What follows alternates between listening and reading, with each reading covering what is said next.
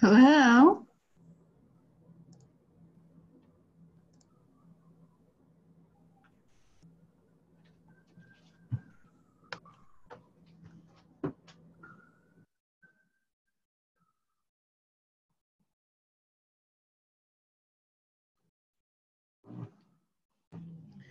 Hi, everyone. We're just getting started here. Larry, can you give me a quick test, please? Yeah, can you hear me okay? I can hear you great. Thank you. Great, awesome, thank you. Kings, Jerry Winters, Independence First. From Independence First to all panelists, our phone is muted. Can you unmute for the conference?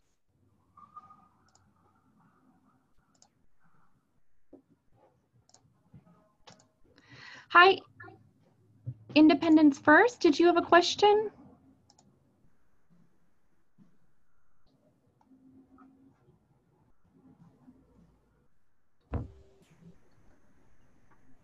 Just so folks know, I'm going in and giving you microphone permissions. If you will please mute and unmute from home, it'll help keep it cleaner while we get going.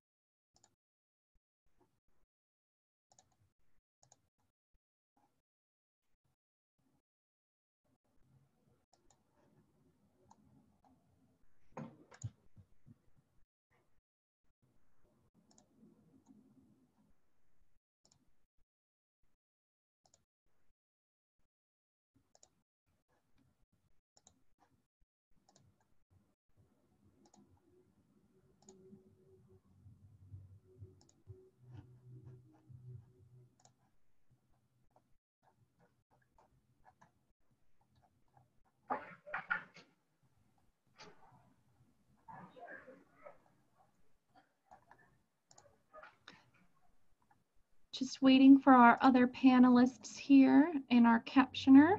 I'm going to go ahead and mute folks. But if you move your cursor on your screen, a toolbar should appear either on the top or bottom, and you'll see the permissions to mute and unmute yourselves.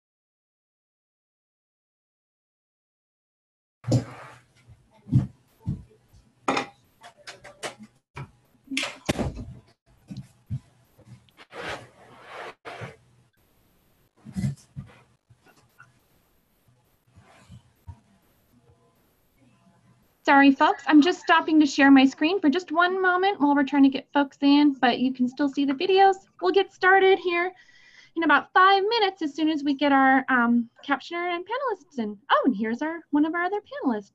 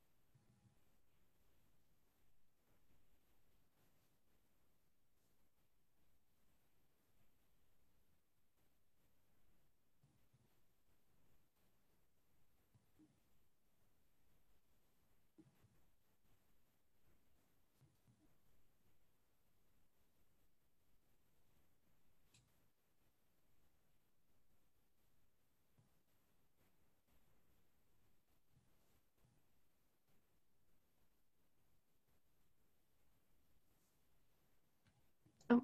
Hi, Kimberly. Do you mind just giving me a quick test? Can you hear me? I can. Thank you. Great. So, folks, we're just still waiting. I'm trying to figure out where our captioning team is. We'll just start in just a few moments here.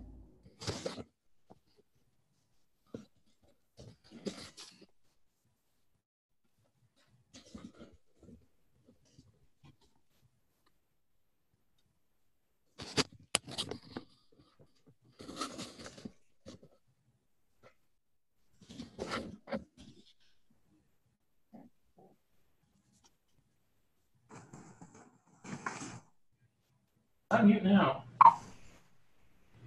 Hi. Hello.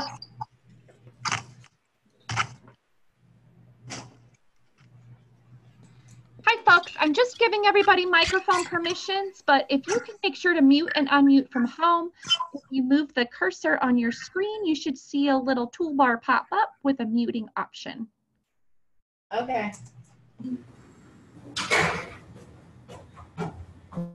Yeah.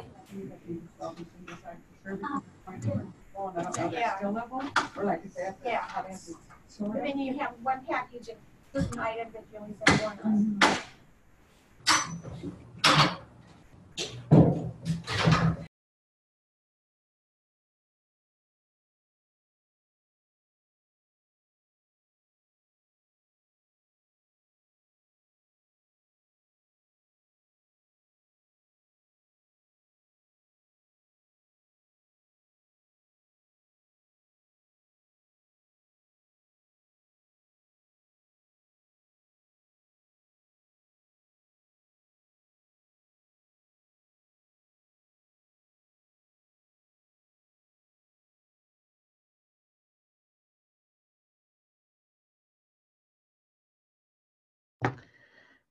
I apologize, folks. We'll get started in a little bit here. Just still trying to round up our captioner.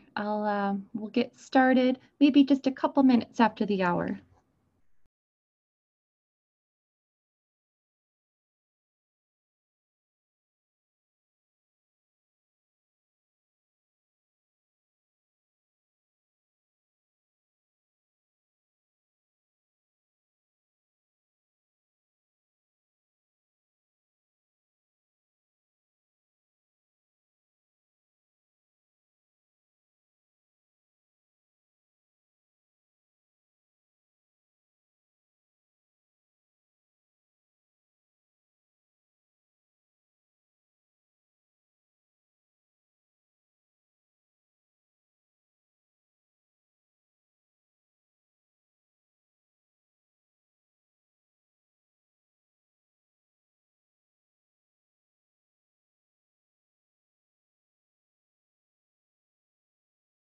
Hey, can you guys hear me real quick? Yes, this is Rick and Sitka. Larry, can you hear me? Mr. Wanger? I just wanted to let you know it was only 80 degrees here today and you could be back here.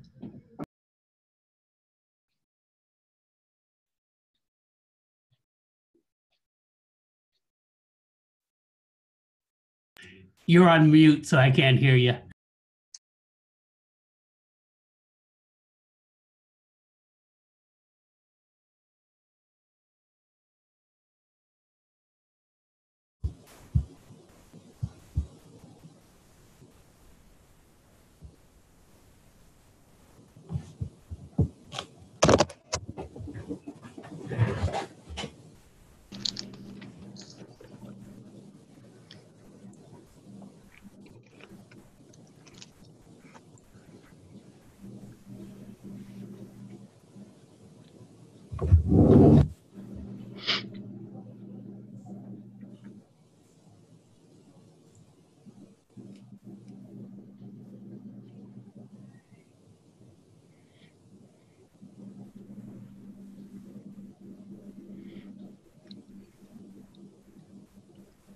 Sorry again, folks, for those of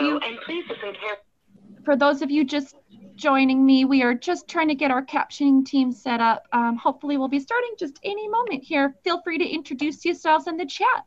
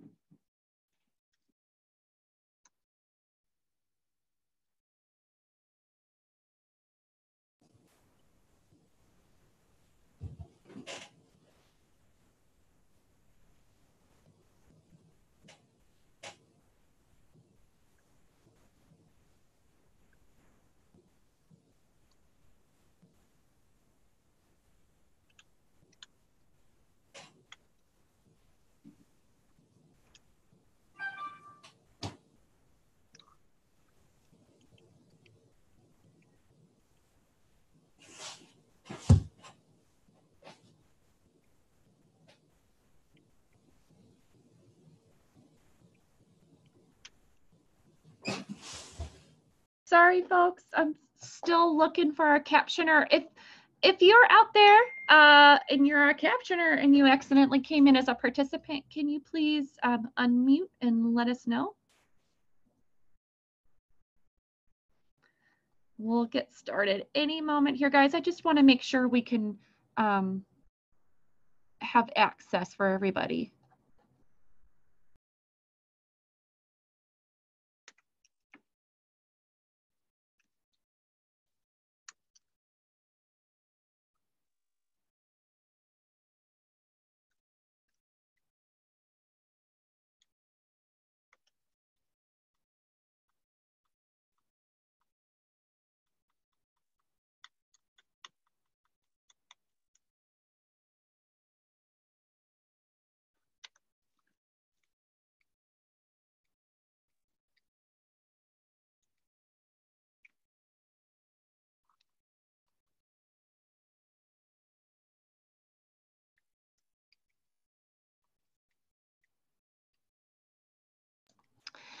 Hi, folks. While we're waiting, I'll go ahead and get started with the information we have slides on because it's all right up here. Welcome, everybody. Thank you for being patient while we get CC up. So just a little bit of housekeeping.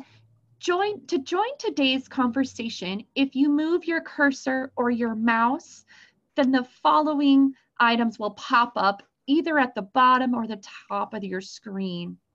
That corner of your screen is going to have a microphone, and you can mute and unmute yourself, your audio with that. And then when you're pushing the screen, you'll see a little chat bubble, and you can actually use that to go ahead and introduce yourselves and show yourselves and type in questions. And again, if you're using your phone, you can unmute and mute from home with *6. Captions hopefully will be provided in the webinar platform. You must click the caption option when we get that going on the toolbar to view it. But if you prefer, when we get it going, there is a stream text link here, www.streamtextplayer for full screen captions. And if we're having any trouble, you can email me at mary.olson@mso.edu, or excuse me, mso.umt.edu for immediate assistance. And thanks again for your patience. I just heard that our captioning, the person who does all of our booking is getting a hold of our captioner, so hopefully they're going to get in here any second.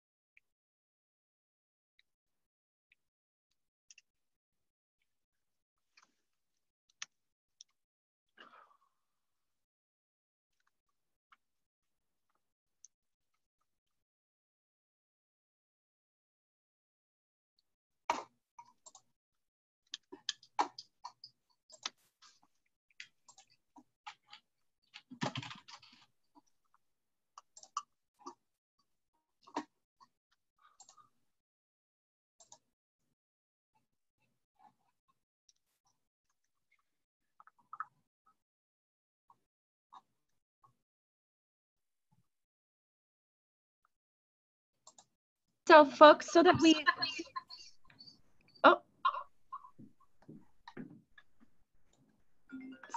so we can save a little bit on some time, what I might do is I'm going to just read the grant language for this project, and I'm going to type the information in the chat box as well.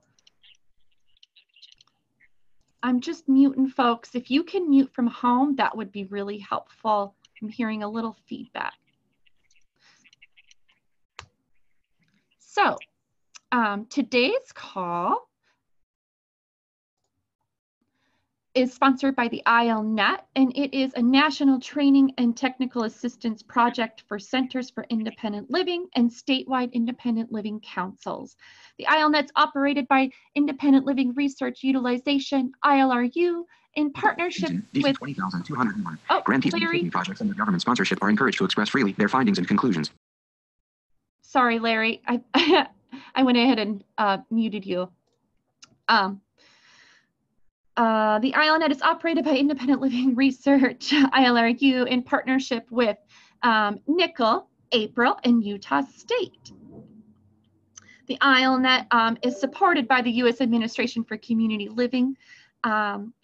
However, points of views or opinions do not therefore necessarily represent official administration for community living.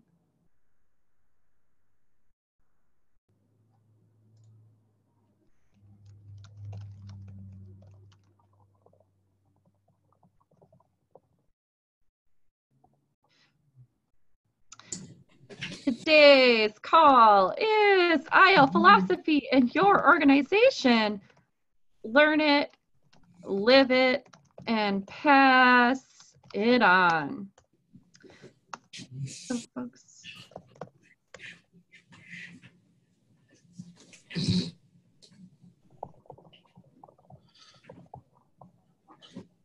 Okay, and I just made a note. I'm going to read right from the slides until the captioner gets here, but so we can get going, I want to let you know that today's call is going to cover what are the main IL philosophy principles or that IL organizations infuse in their work.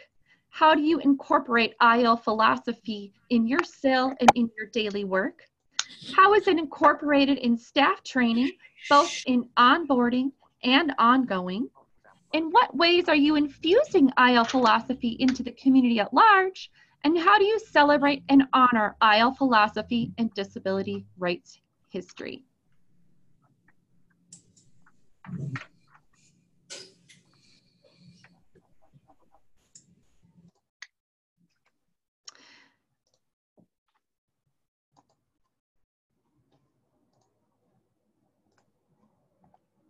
Guiding questions for today's conversation.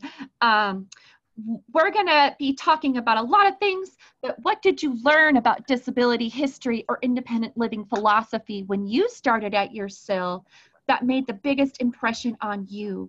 How is IL philosophy passed on to your staff and volunteers? And how does the work you do with consumers reflect and honor IL philosophy?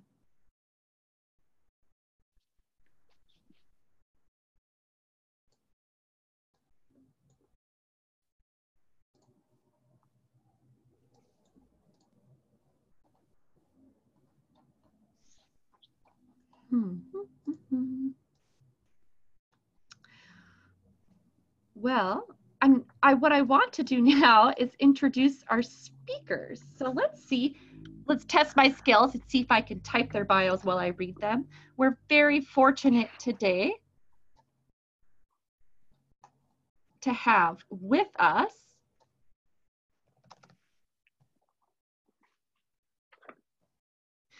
Kimberly Tissot, who is the ED of Able, South Carolina.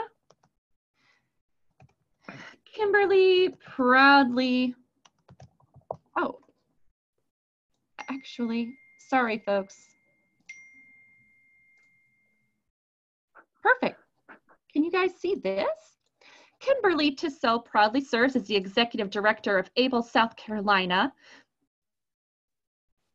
where she guides the staff in applying the philosophy of independent living to real situations. Kimberly Kimberly believes in the value of individualized and community-based empowerment as she wants people to recognize their full potential. Under Kimberly's leadership, Able South Carolina has experienced years of growth, success, and has become a nationally recognized center for independent living. Kimberly's road to disability rights began at an early age after having her leg amputated from a rare childhood cancer, which I told Kimberly I might not be able to say. Kimberly, would you mind? It's fine, Mary. It's avalor sarcoma. Thank you. Kimberly began deciding her style of mobility, becoming the first soccer player with a disability in her own town, and speaking up anytime she was treated differently. Kimberly has over 20 years of experience advocating for disability inclusion on local, state, and federal level, and also internationally. Kimberly holds a Bachelor of Science degree in Human Development from Boston University, Wheelock College of Education, and a Master's of Social Work from the University of South Carolina. Awesome. Next up is Larry Wanger. Larry Wanger has worked with Centers for Independent Living and State Independent Living Councils for over 20 years in Michigan, California, and Arizona. He is currently the Vice President of Employment Services with Ability 360 in Phoenix. Previously, he has served as the Executive Director at ASIL in California and for the Arizona Silk. Larry's first experience with the center was as a consumer and then as the volunteer. Oh, great, guys. Also, our captioner just got here. Yay.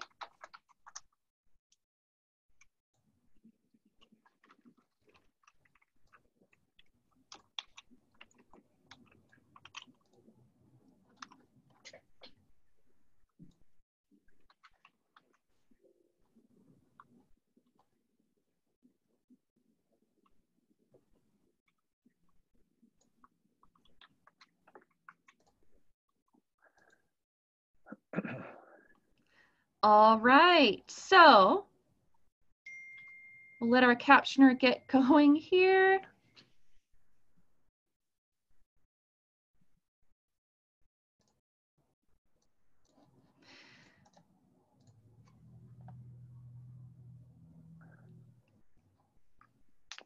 While we're getting going, I will read from the slides again. Oh, no, did I already do this part? Oh. So today's discussion again is going to cover what are the main IL philosophy principles IL organizations infuse in their work. How do you incorporate IL philosophy in your SIL and your daily work? How is it incorporated in staff training, both in onboarding and ongoing? In what ways are you infusing IL philosophy into the community at large? And how do you celebrate and honor IL philosophy and disability rights history?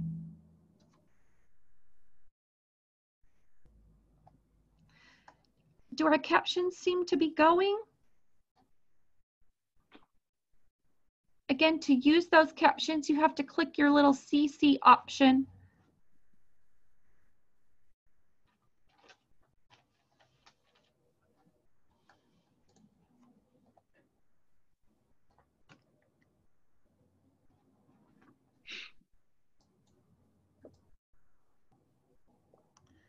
Oh, our captioner's having just a little bit of trouble. He says he's not seeing it in his usual place. Let's see.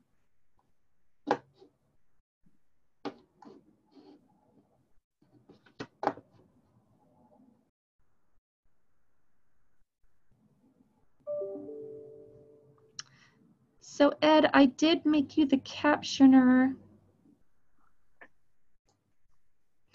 The other thing is that, folks, we can always go back to that stream text link. This is why I like having backup plans.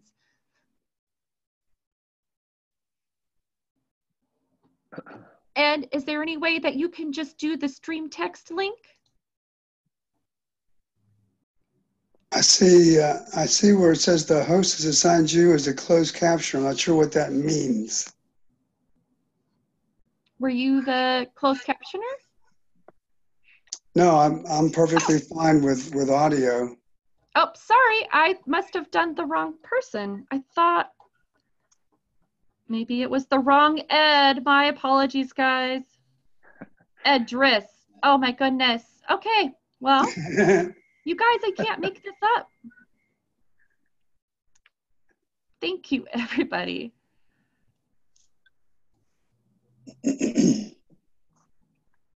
Edris.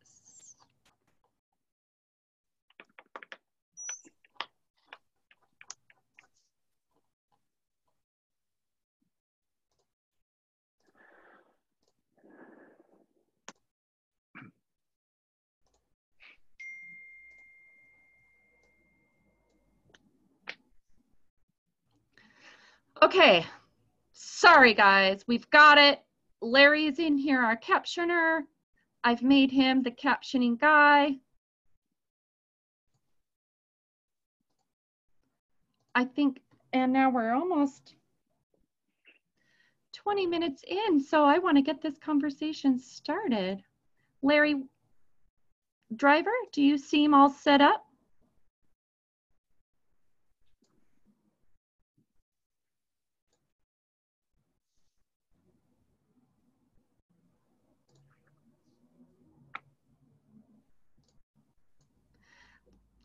Larry, are you ready to go? Oh, are folks seeing captions?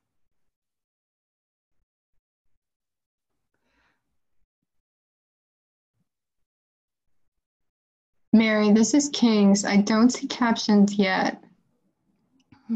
Thanks, guys. I apologize. We had our folks come in a little bit late with captioning, and so we're just trying to get them going.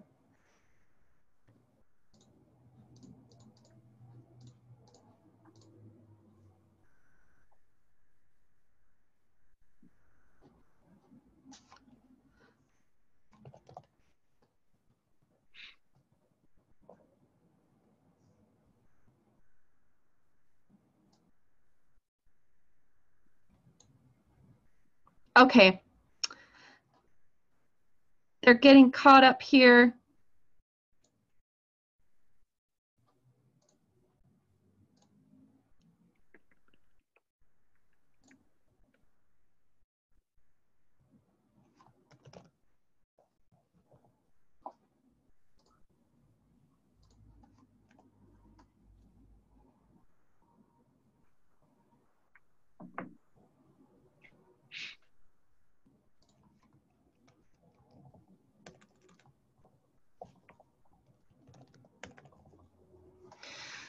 Oh my goodness. Okay. Why don't, Larry, can you just start typing in the stream text links? Okay, Edris is actually on stream text. Our stream text link is ready to go. Sierra sent out the link, and let's turn it over to our speakers. Sorry, guys. Kimberly, are you ready to take it away? I am ready. All right, so thanks so much for everybody's patience. I know that sometimes making sure that we provide fully accessible webinars can sometimes be challenging, just with making sure our captioners and all of that are set up. So we appreciate your patience today.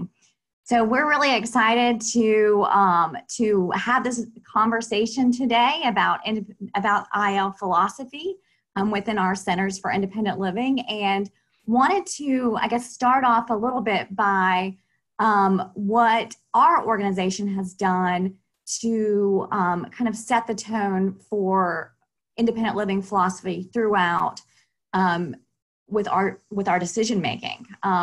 So a couple of years ago, when I became the executive director of our organization, we were a little bit weak, and the independent living philosophy was really not really being implemented correctly. So what we needed to do is we really needed to set the tone for our organization. And so what we ended up doing is creating non-negotiable principles that we will not compromise, that guides every bit of our decision making as an organization.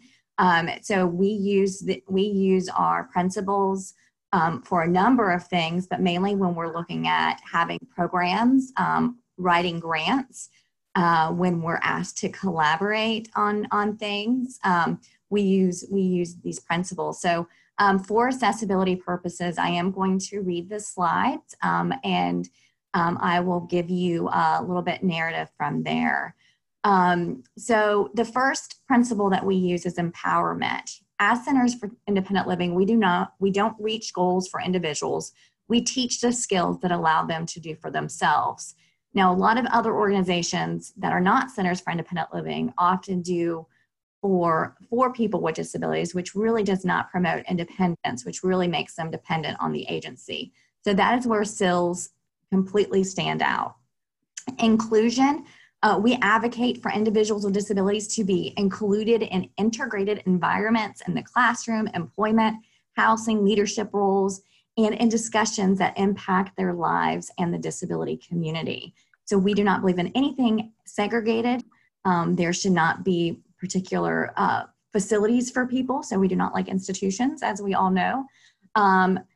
And then also independence. Individuals with disabilities have the right to control their own lives and make decisions about what's best for them. We believe every individual can be independent. And sometimes that does take a little bit of creativity.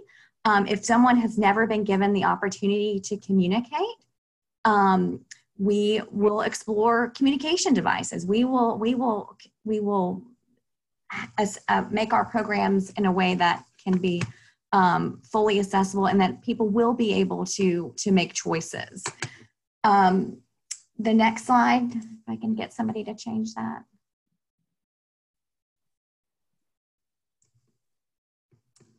The next is equality. We advocate for equal rights and access, not special treatment.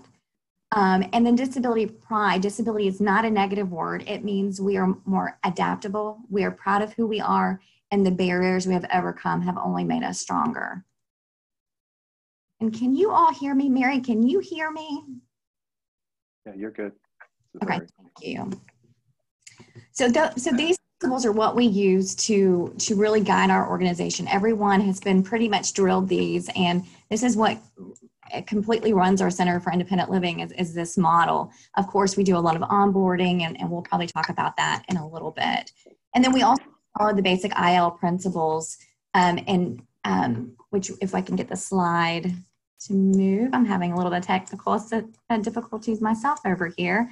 The independent living movement is founded in the belief that people with disabilities, regardless of the form, have a common history and a shared struggle, and that we are a community and a culture that will advance further when we're branded together politically.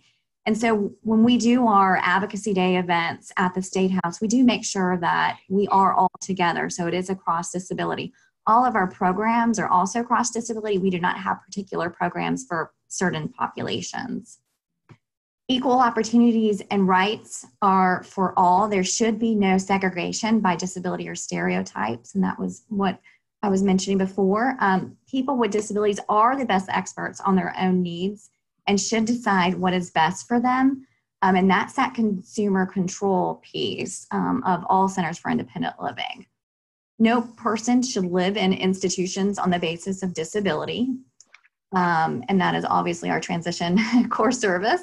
Having a disability does not mean a person is sick and requires a certified medical professional for daily living. So we want to make sure that we're not practicing any based off of medical model. And especially, this has been a hot topic lately as far as individuals with autism as well. We do not want to push ABA because ABA tries to quote unquote cure. So we want to make sure that individuals have their option of what services they're given.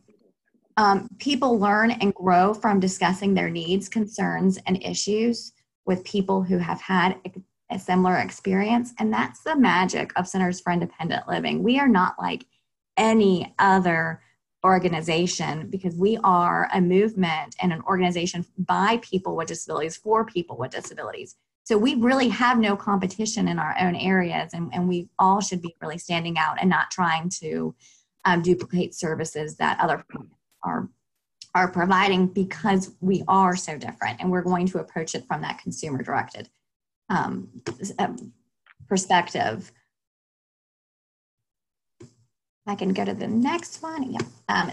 Systemic cross-disability advocacy efforts are needed to ensure that people with disabilities benefit from all of the society that has to offer. And that, of course, is going back to events that I know a lot of SILs participate in, like advocacy days at the State House, making sure, or even legislation, making sure that people with disabilities are united, because a particular bill for one population could really truly impact other populations of individuals with disabilities. And a great example of that is, our state had legislation that only protected blind parents with disabilities. And so our organization actually went back and wrote legislation with non-federal funding, and was able to pass the Persons with Disabilities Right to Parent Act, which is a cross-disability piece of legislation. And so that,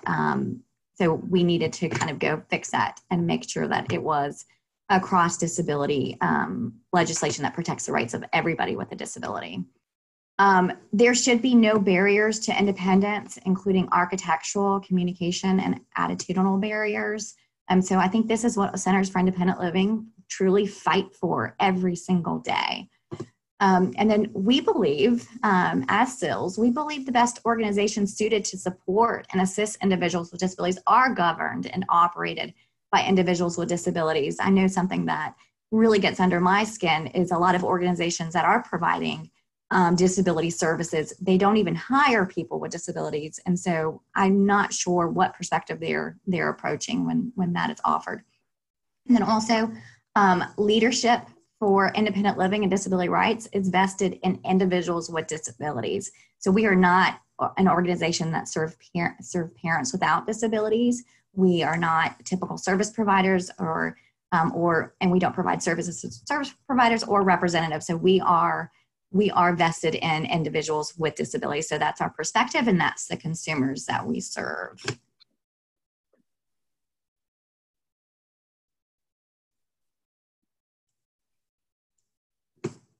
And Mary, are you wanting to jump in and do this?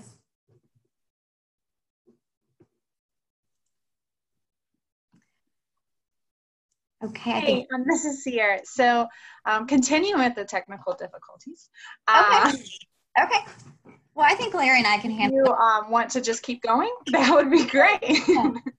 So one of the things that we really wanted to start the conversation off today is Larry and I kind of wanted to talk with you today about what were some of our experiences at the Centers for Independent Living that we've been at.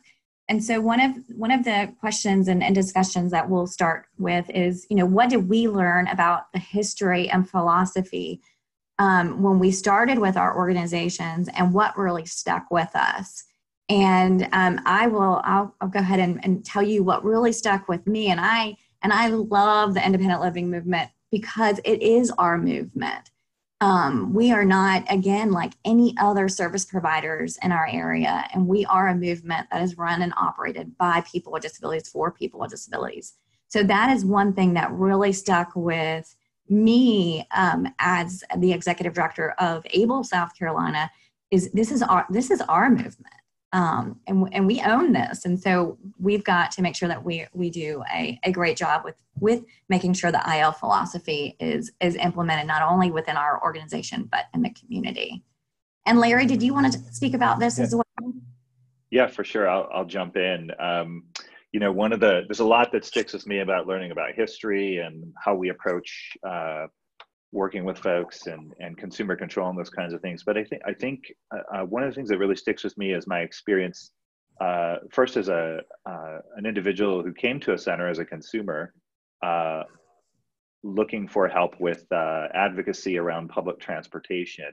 I had no idea what an independent living center was, and expected when I went in there with my complaint that they would fix it.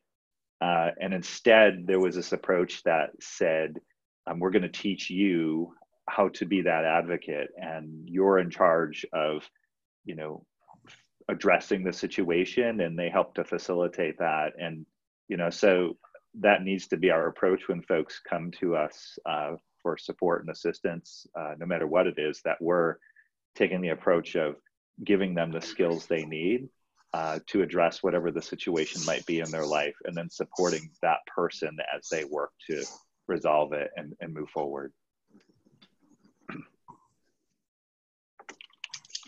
And I think, you know, another thing with kind of how the philosophy kind of stuck with us too is, you know, no matter what disability we have, we're all in this together. And so we do share similar barriers with other individuals. I have a physical disability, and I always tell my staff and everybody that I'm out at the community, my barriers are really no different from someone with an intellectual disability or someone who's blind or someone who's deaf. And needs assessment after needs assessment always shows that employment, perception, housing, transportation are the common barriers within all of the disability community. And that's what I know SILS are all focusing on in their efforts. We also, the next question that we were going to touch upon as well is, how do we incorporate IL philosophy in our SILS on an ongoing basis? And so for ABLE South Carolina, we require ongoing professional development hours. And this is something that my board of directors takes very seriously as well. And this is outlined in our strategic plan. Every staff member is supposed to get at least 18 hours of professional development hours within, as it relates to their position. So we make sure that there are opportunities like ILRU, ILNet, NICL, April conferences, but we also make sure that whenever we implement our staff trainings, which are quarterly, we make sure that we're covering a topic that might be a hot topic. So the last staff meeting that we had, we really focused on the straw debate, plastic straws, and start really kind of immersing these topics within our organization so that everyone knows and speaks together as we advocate. We also make sure that we model for staff. You know, I am the executive director, but sometimes you can catch me working with consumers. Sometimes you can catch me making sure that, you know, I'm understanding what staff members are deal with every day within their own job responsibilities with reporting and data collection, but also just making sure that I am helping them along the ways too, to make them understand the independent living philosophy forever. So we really try to ingrain it.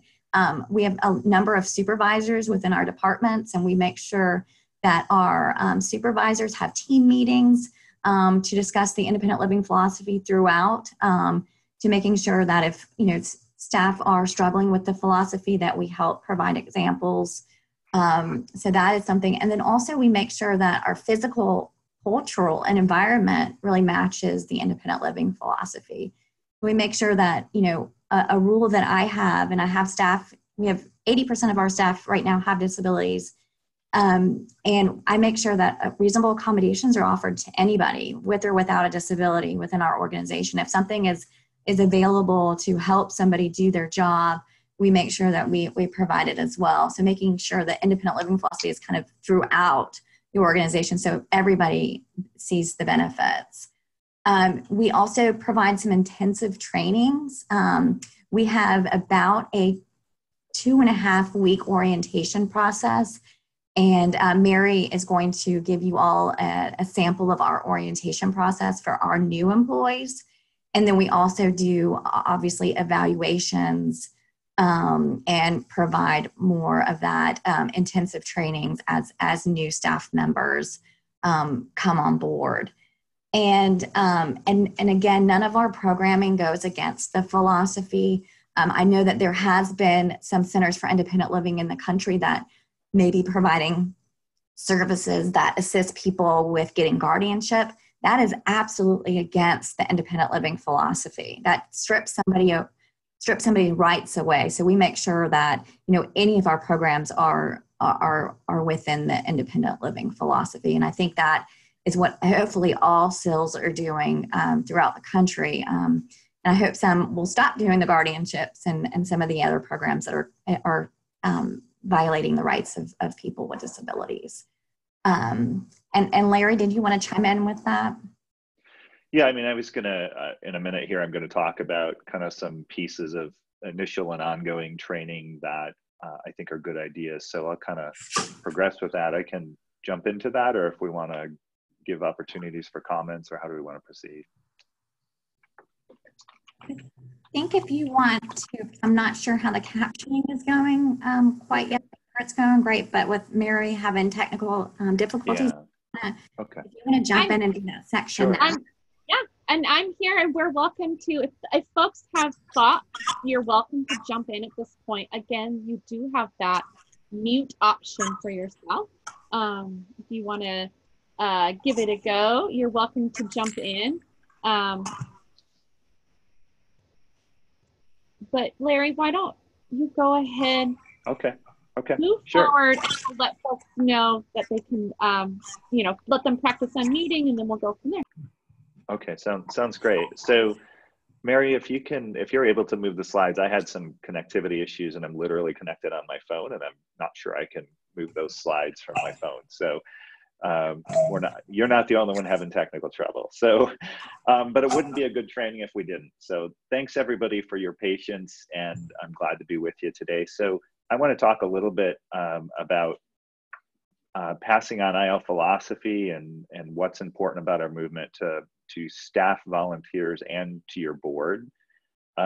So I'm going to talk about both this initial onboarding and training that is hopefully a part of every center's orientation process to your job and what you do at the center, that it's really important to have that broader understanding of independent living philosophy and the history of our movement and significant events, etc. So we want to talk through some ideas for that initial and ongoing training, and this really moves us forward really well with the great stuff that Kimberly just talked about.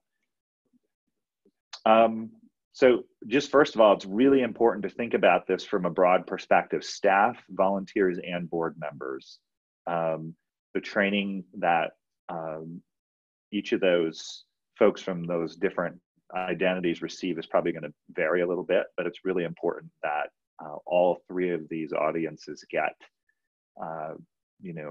this opportunity to be engaged. So why is this important? Why is it important to do this initial and then ongoing? And I want to stress ongoing training around independent living. It can improve the quality and outcomes of services that your center provides. Helps to keep everyone focused on mission and purpose, and that's really important. And really can help the organization stay focused on consumers, the individuals that you serve, and your connection to the broader community.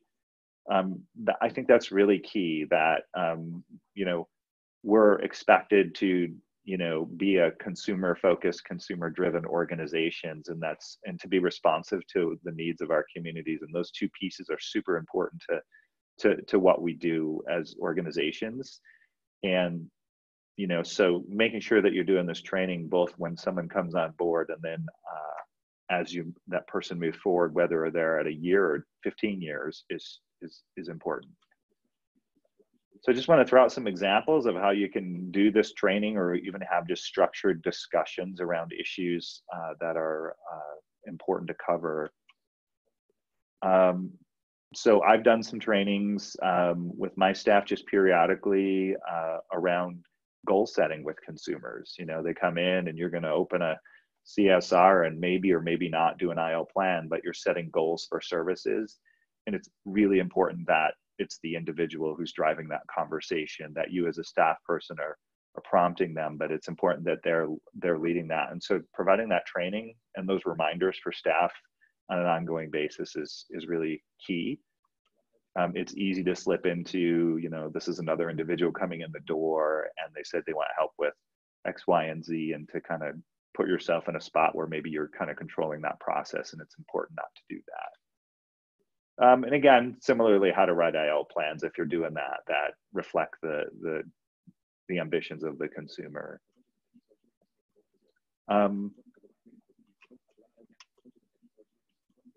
Also, just in general, trainings around approaches and techniques for ensuring consumer control at your center. So be it surveys that you do and training staff on what they need to be looking for in that, or if it's listening sessions or whatever, just gathering that input and making sure that you're doing that and that staff are in tune and aware with those things. And this is pretty key for me. I think it's really important to provide trainings and opportunities for learning that are driven by and really focused on the experience of folks from other backgrounds, be it ethnic or gender, racial, etc. That getting those perspectives and making sure that those conversations are led by folks from those communities, I think is really important.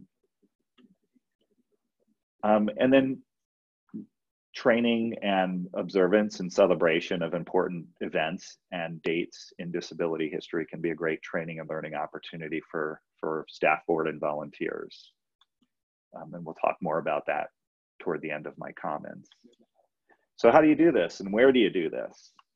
So we often think about, okay, I've got a new employee coming on board and we're gonna do this training, you know, as part of their orientation, but how do you do it on an ongoing basis? I found that staff meetings are an excellent opportunity to do this, to either as the director or ask your program director or other staff to lead conversations around different issues. So that can be a great place to do it. Informal office conversations over the water cooler or over, you know, during a potluck or whatever it is you're doing, those informal conversations that you encourage to even just to just go out of your way to ask a staff person or a group of staff people, hey, how's this going? What are some issues you're dealing with? What are some of your successes that you've had lately? Those can be turned into really good training and learning opportunities. And so I often like it when you ask staff to share both successes and challenges in formal and at formal and in informal, easy for me to say, settings.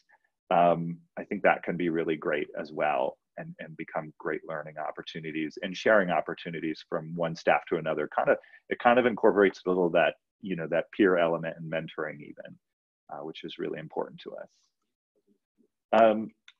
I've often finally found it really ideal to create scenarios where I might present a situation or ask a staff person to develop a couple of fictitious situations in order to facilitate conversation and to make sure that, so we might come up with a fictitious situation that a consumer is dealing with and talk through how we might support that person in addressing whatever that issue is and what our approach would be and how we would do it. And really with a focus on making sure that we are recognizing and valuing and putting first the goals and wishes of the individual.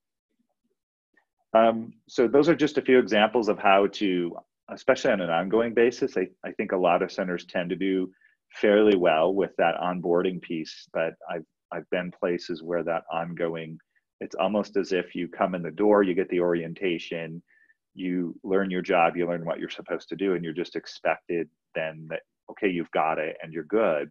But I really feel like there's value in that ongoing you know, training and learning and promoting those opportunities so that you stay focused.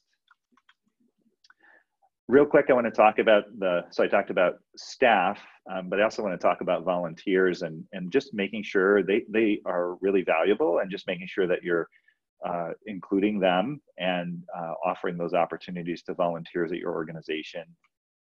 It's really important. Often these are folks who are current or former consumers who your center has helped and they may want to and supported, and they may choose to want to be part of what you're doing and want to give back. There may be community members who are invested in the work you do. You never know what you know what someone's interest is, but by volunteering and indicating that interest, they clearly have an interest in your work. And they fill important roles. Volunteers fill important roles in your organization. I mean, I've been to centers where volunteers are answering the phone, greeting people when they walk in. They may be doing consumer satisfaction surveys. They may be facilitating peer groups. you know, it goes on, and they fill important roles. So it's really necessary that they get this initial and ongoing support and training as well. And you never know, as was the case for me and many other folks I know, they may become future employees of the organization. So it's a real opportunity to be training people who may end up working for you. So again, engaging volunteers in this initial and ongoing training is really key. And when I talk again about that training, it's really the IL history, philosophy, and just that ongoing piece. And then I want to talk about board members, because ultimately it starts at the top of your organization. If your board members get that training and initially and on an ongoing basis, they lead your organization, and it's really important that they are on board, obviously, with your philosophy and what you're about. Often we find, you know, we're looking for board members and we're looking for characteristics and what we think might be valuable in a board member, but it's whether it's true across, you know, potential staff, volunteers, or board members. There aren't a lot of people who are just walking around with that working knowledge and understanding of the independent living philosophy. So you have to kind of teach that and make sure they buy into that. So it's really important. So ways to do that, obviously you can include IL philosophy, history, and other components in that initial training and onboarding that a board member gets. I think it's a good idea, where appropriate, to invite board members to participate in trainings and learning opportunities, formal type things that you might have at your organization, to be part of those conversations if it's appropriate. Invite consumers and staff. So invite consumers maybe to come in to a board meeting and talk about, to share their experience with the center, and have staff come to the board meeting and share what's going on with their program, but not just that, but also to talk about success stories and challenges that they've had. That can be real educational for board members. And then lastly, my experience is that often you submit written reports to board members and, you know, really other folks as well. And it's always great to include, again, success stories and challenges in those board reports, or written reports, I should say, that you're putting out there. It really helps to, again, educate and inform about independent living philosophy and what your organization is about. So if you're doing this, I kind of want to talk about, if you're doing this, how you will know you're doing it right. It's really key to look for this. It's a good indicator that you're doing it right. So examples and evidence of this: services provided at your center are determined and directed by consumers. You know, that consumers are engaged, and you know you're not just doing for folks, that you're engaging them and that they're driving the process. Past and present consumers volunteering with the organization, it's a good indicator.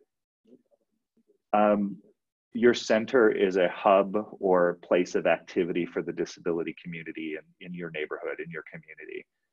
So volunteers, consumers, you know, whatever. I have a colleague who talks about, she worked at one center and literally there were several consumers who had a coffee cup that they kept at the center, that it was a place they knew they could go and congregate and share. And so if your center looks like that, it's a good indicator that you're doing this right.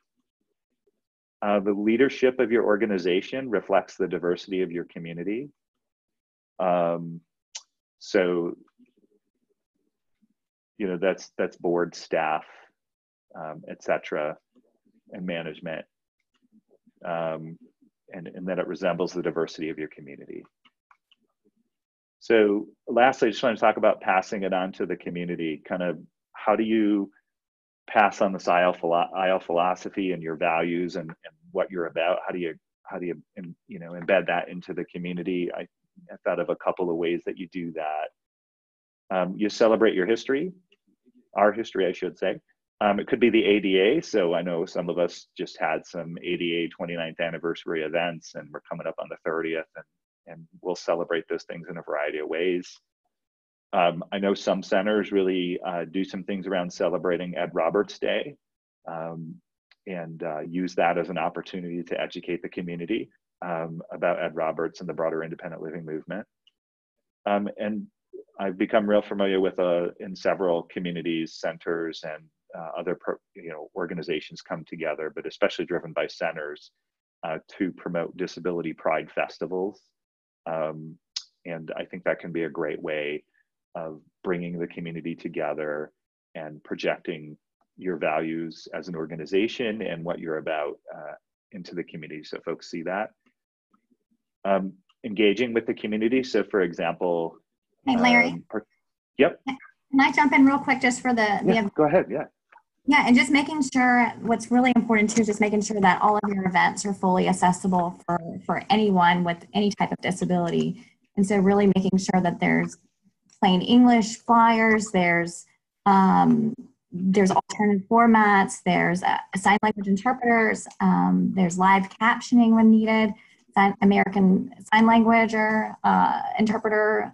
So kind of thinking through every aspect of every disability that exists to make sure that all of your events are accessible when you hold them. Yeah, and that's a really important point. And I want to add on to that one that I know gets increasing attention, and that's the whole being aware of chemical sensitivity. That becomes an issue for some folks as well. So just in general, that you make sure you have that conversation if you're going to be part of, or that you're planning an event solely as your organization, that you really look at that accessibility feature. That's really a great point. I think it's also important to engage with other civil rights organizations and civil rights activities in your community. I have found a lot of value in being part of activities, events, educational awareness, etc. events that, disability crosses all aspects of society.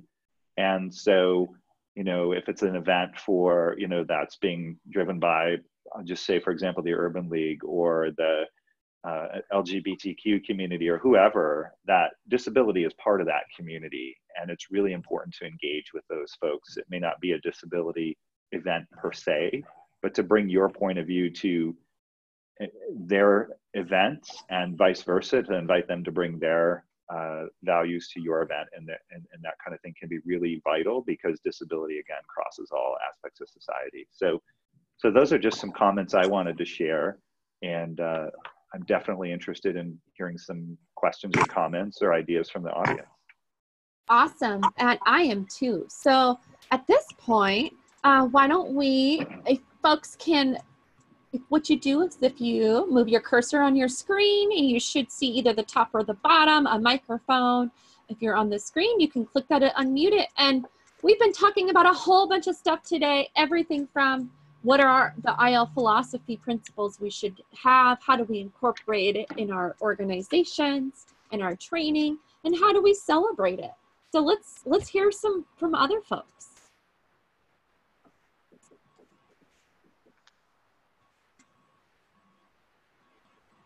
Again, if you want, you can unmute with the little microphone, or you're welcome to type it in the chat box, and I'd be happy to voice it for you.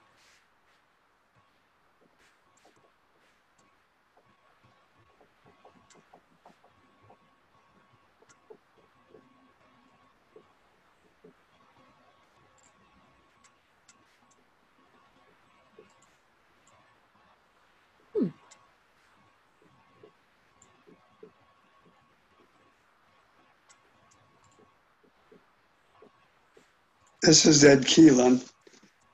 I really like the one-page summary that Kimberly showed as her philosophy for IL. It's nice to have it succinct, I think, and understandable and simple. And that came across to me as one that her whole staff could commit to and understand and build training around. Thanks, Ed. Do you have any thoughts on what you use at your organization? Well, of course, I'm not an IL person. I'm on the Independent Living Council that kind of is over a lot of the ILs in South Carolina. And we're blessed to be going through a 3-hour training program with, who is it, Kimberly, that's doing the training? Paula McElroy. Yeah, so she's on the West Coast and we're over here in South Carolina, and she's gonna do another webinar for us on really to get us up to speed, because I think we have a lot of new people on our council and we're really struggling to, how do we relate to the ILs and how can we support and continue the journey? So, hey, Ed, this is Larry. I just want to jump in on that if I could. I spent a couple of years as a Silk director, and I think it's actually really important for Silks to also look at this. Again, the members of a state independent living council are charged with doing work and making decisions that really can affect the independent living centers. And it's, while you're not directly providing services, I found it's really important to have a really strong onboarding and really ongoing training that helps Silk members to really understand what independent living centers are about, and a lot of those principles that Kimberly talked about. Because again, it's really hard. Sure, you can get a few people from the centers to be on the council, but folks need to come from other places. And it can be really hard to find people who have a good understanding of what independent living centers are about. So they have a general idea, but again, I think it's really important for Silks to have a strong role in this too.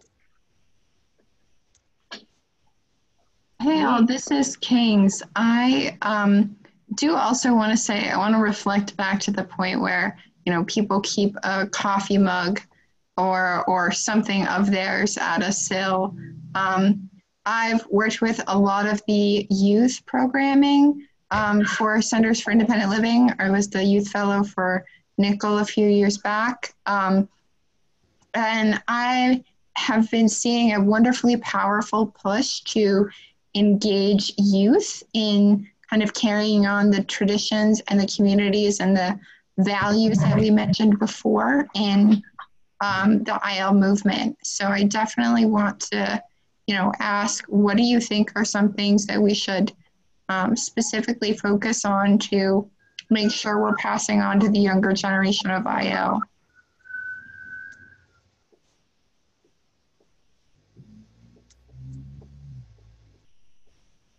Great question. Kimberly or Larry, do you have any thoughts on that?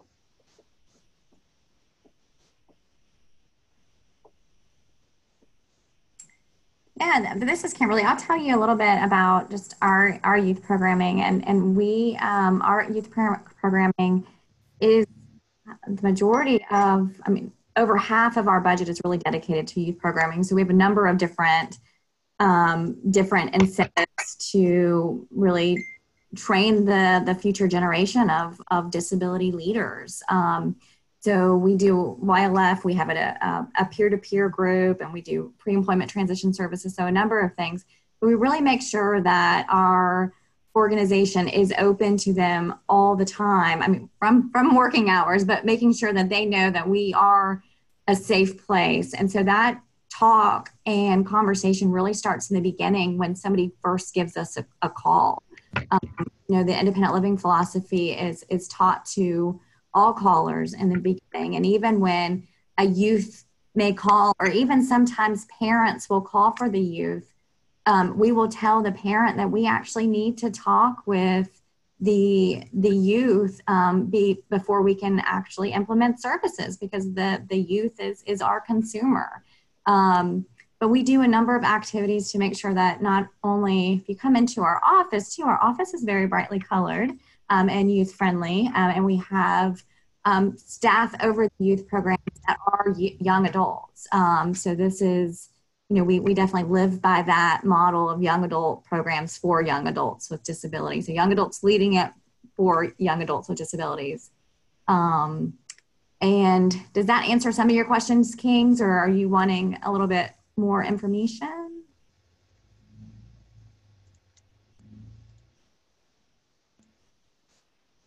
No, that's perfect. Thank you, Kimberly. Awesome.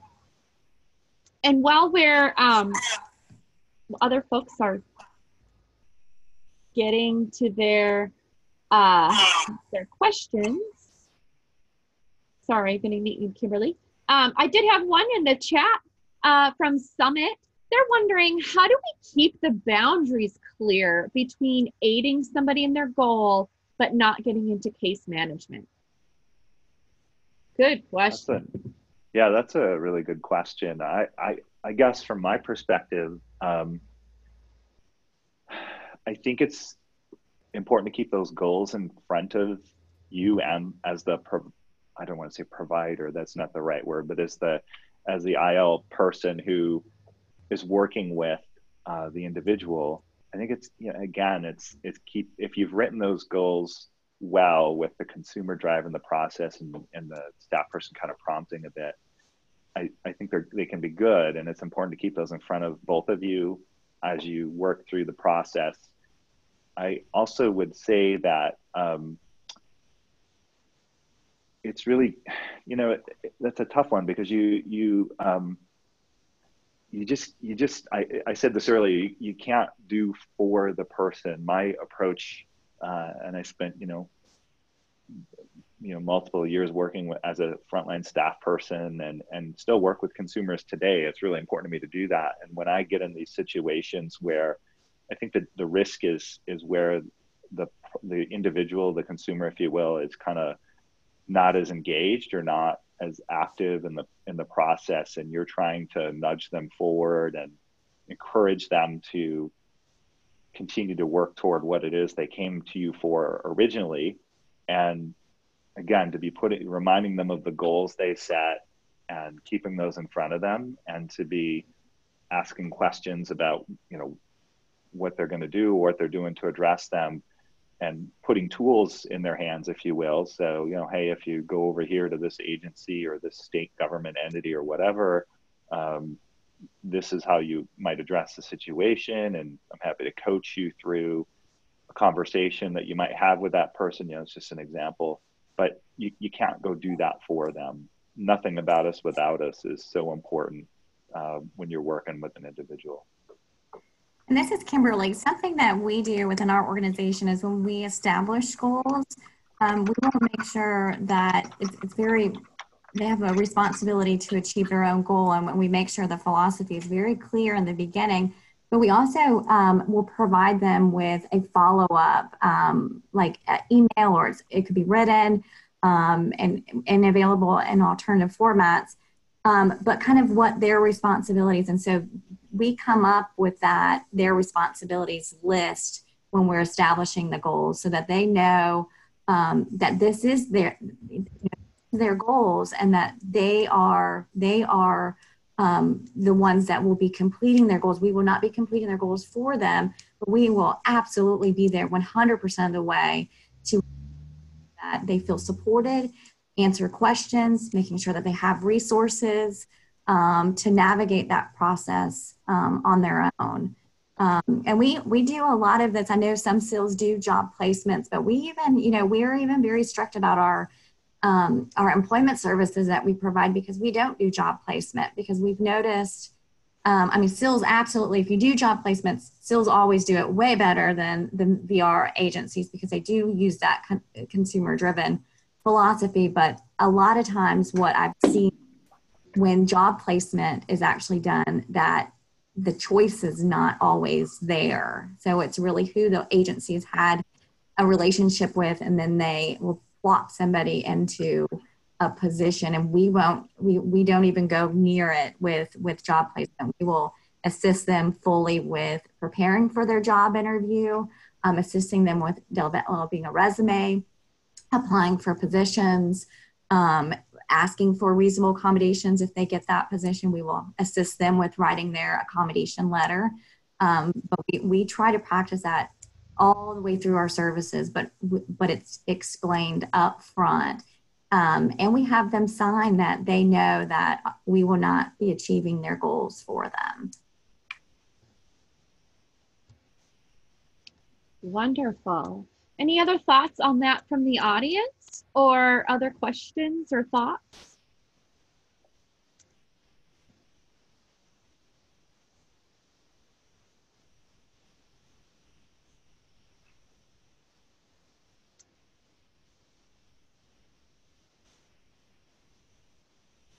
We'll let folks, again, if you can hopefully press your microphone button. If that's not working, you can type it into the chat while folks are trying to unmute. I did have another question. Kimberly talked about CEUs for staff. What places besides April, Nickel, and ILRU do you accept for your staff's CEUs? Yeah, so we have a number of different things. So there's a lot of youth transition conferences in our state that we will send individuals to. There are a lot of home and community-based trainings that are available in our state. Protection and advocacies will do trainings. There has been trainings with, and I know this is not a model that we always like to follow, but person-centered planning is what it is right now until we can push them to do consumer-driven planning. But we've done some, our staff has done some workshops. We have a PR, we have a PR director, a public relations director that has attended different conferences for accessible, accessible documents, so how to create accessible documents and creating meeting spaces. The ADA summits or the ADA symposiums are always a good conference to attend as well.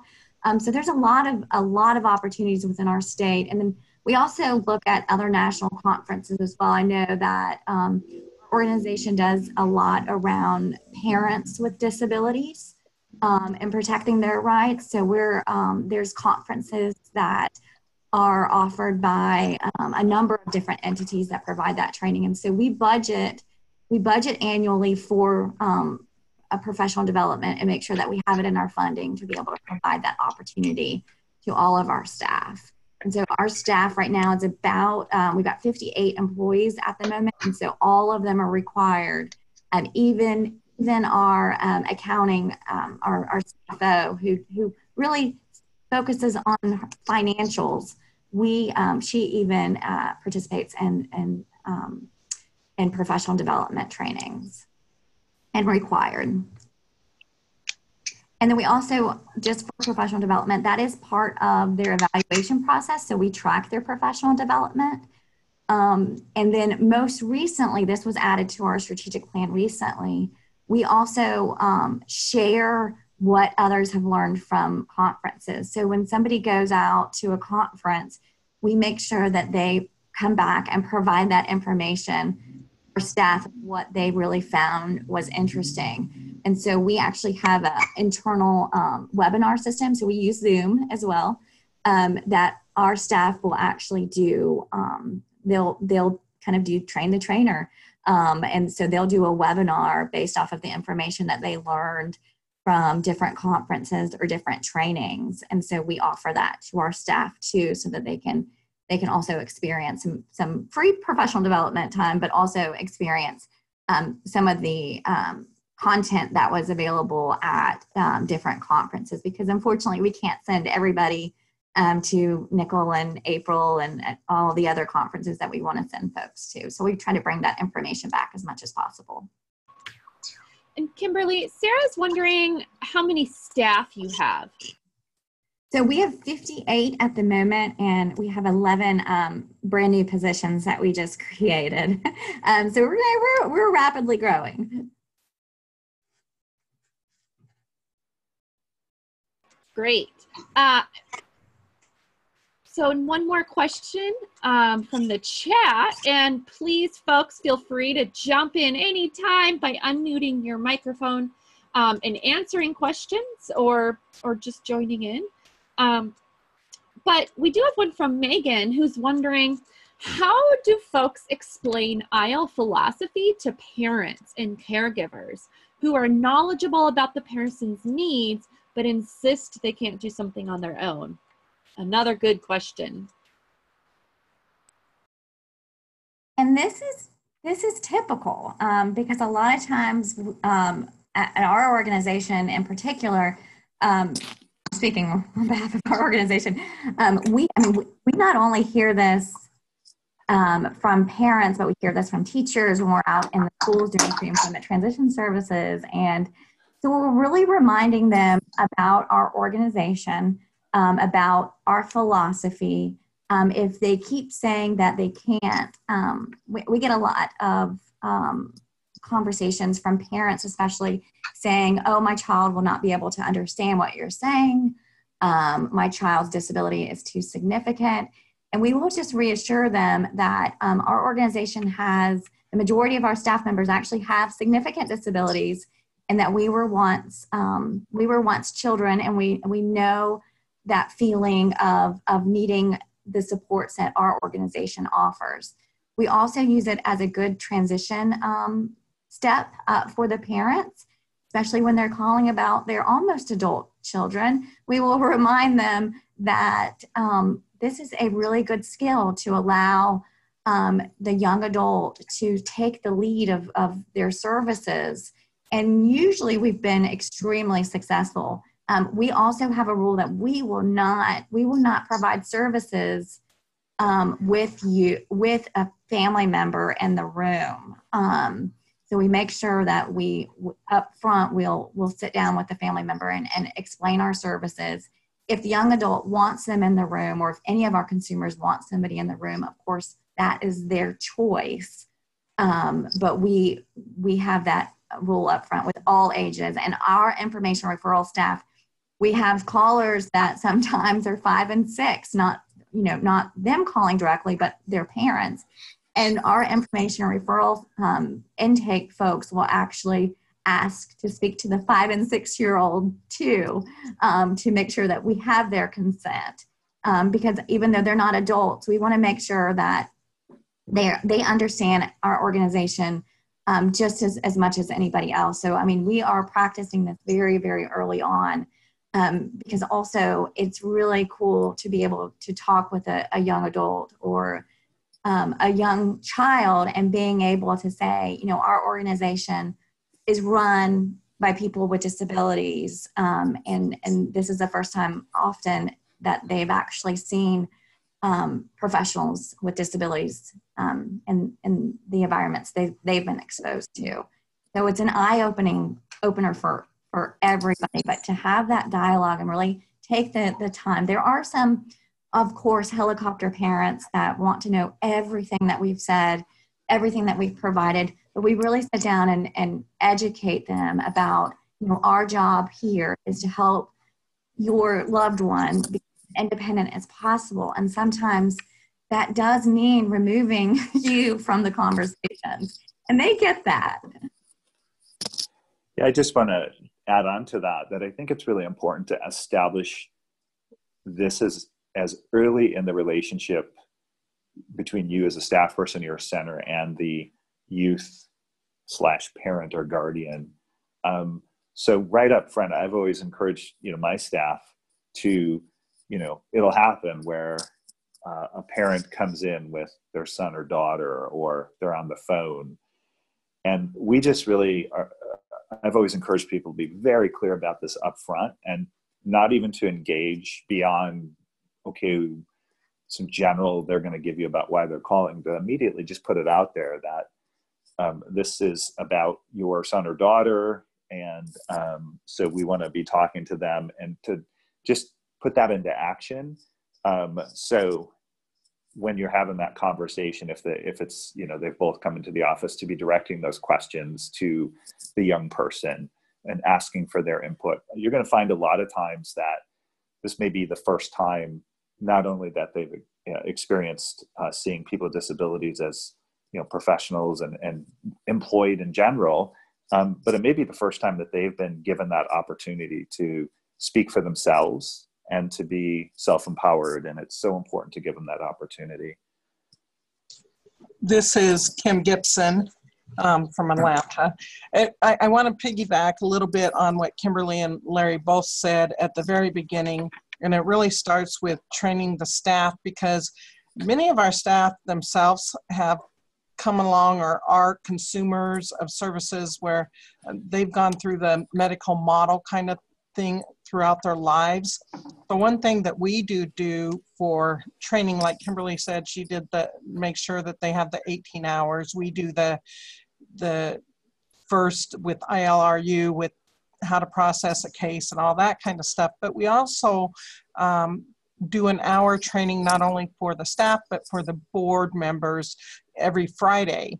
And each of the staff members share something about their program, of how to run the program and how they're, and be able to problem solve and ensure that they're looking at the independent living philosophy rather than the handout kind of thing. So the help up and not the handout. And so I think that's really where it starts from, is your staff understanding what IL means and then passing that along, because a lot of us, or there's quite a few staff members I know that really want to help people rather than, and think by helping people that means doing it for them. So I can't encourage enough of that whole training aspect, like Kimberly and Larry both stated. And then really taking it to once you talk to one person or parent, that you don't give in kinda, and you just, you know, keep saying the same message over and over and over. One other thing I wanted to throw out there real quick before we run out of time. I talked earlier about passing it on to the community, what we're about in IL philosophy. I think it is so important that every staff person at a center is out there in the community, serving on a board or commission or council, or could be government, non-government. And doesn't matter to me if your job is to be that community person, or if you're the information referral person, and maybe even the finance person, that we need to be projecting what we're about and principles of independent living out into government and social and civic activities and happenings and meetings where decisions are made wherever possible. So I really stressed to staff that I've had that I really expect that they're serving on a couple of committees or things of interest, and we review what those are and talk about it. But it's, you know, we're not going to change. We can talk about changing systems, but we're not going to change systems if we don't interface with them. So just a whole nother topic, I suppose, but just really important to be projecting that IL philosophy into the community as much as possible. And Larry, I'm going to piggyback off of you too. And then if you cannot participate in every local meeting or anything, what I would do and what we do is we encourage, if there's any disability related programs, if there's any programs, where are the people with disabilities? Because we do represent a very large population, and so we also encourage them to seek out people with disabilities every meeting that they have. And so a great example of that is, you know, we have a Transition Alliance of South Carolina, which focuses on youth transition. And for the longest time, they did not have any youth with disabilities on their state. It's kind of like a state board. And so we had to really push for that but to show them the benefits, and they got it, and the board's been great. Good. And you as a center, when you have your staff doing that, should bring consumer or volunteer with them, right? We need to train other people to be doing this, not just the staff at the center. So provide that training and engage your consumers in other areas at the center, including this opportunity to be advocates out in the community. Wonderful. And we do have just a couple of more comments in the chat, but really quick, I just wanted to let folks know, again, thank you for hanging in there with our issues getting the captioners in. And as Kimberly mentioned earlier, there is a checklist for staff that she uses for her staff training, and it's on the April website under the IL Conversations. And I just wanted to remind folks about that. And then there's just two more little kind of questions that folks are wondering. And if you're in the audience and you'd like to answer, you can unmute from home, or for our panelists. And there's two. One is, are there any best practices for SILs with limited staff, maybe those more rural SILs? And how would you speak to a child about IO philosophy to get their consent, or how do you make it relatable to children?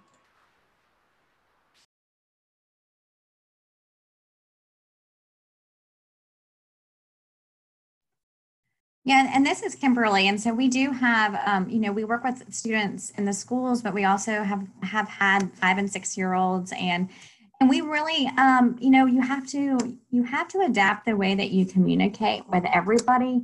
And so we definitely make sure we do that, but we talk with them about their goals and what they want. And a lot of that age group that has come to our organization has maybe been dealing with bullying.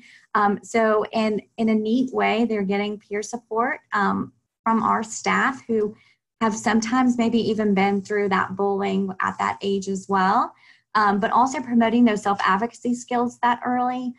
So we teach them how to stand up for themselves, but also, if they need an accommodation, if they need something, if they can't, if they're having a hard time learning in the back of the classroom, what they need to do, if they're needing extra time on their reading assignments or anything like that at school, that we teach them how to go tell somebody when you feel like you're having a hard time, or when you're needing something. And that really starts launching that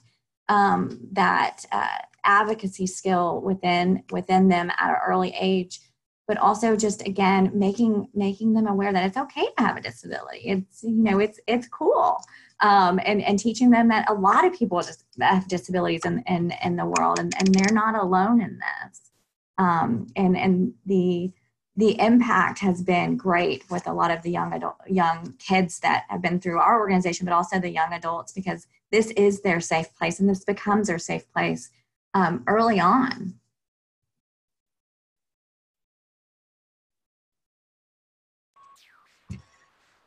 Thank you, Kimberly. I think that is a really great point. And I know we had some technical difficulties, but here we are at 2:30. I wanted to let folks know, if you still had more comments or questions that you didn't get to ask, please feel free to email me and I will get those to our facilitators.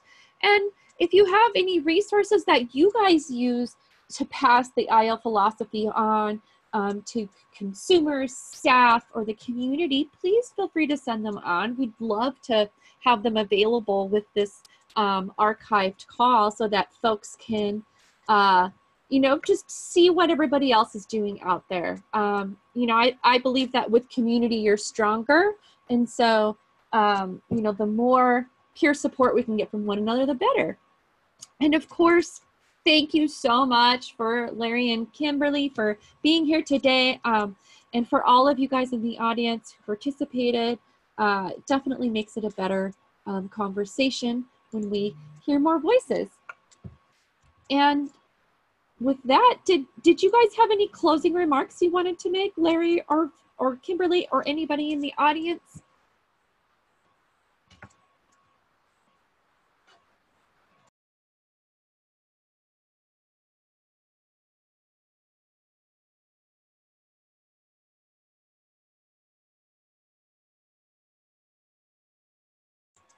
Oh, well, okay.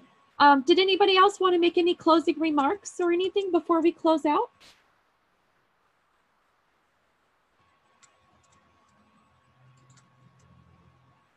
Thank you. Awesome. Well, thank you, everybody. And again, thank you for really hanging in there with me. I'll let you know, I actually had my laptop melt in the middle of the presentation, and I've never had that happen before. So I appreciate that everybody was able to keep forging forward. We will talk to you all again. Thanks, everybody.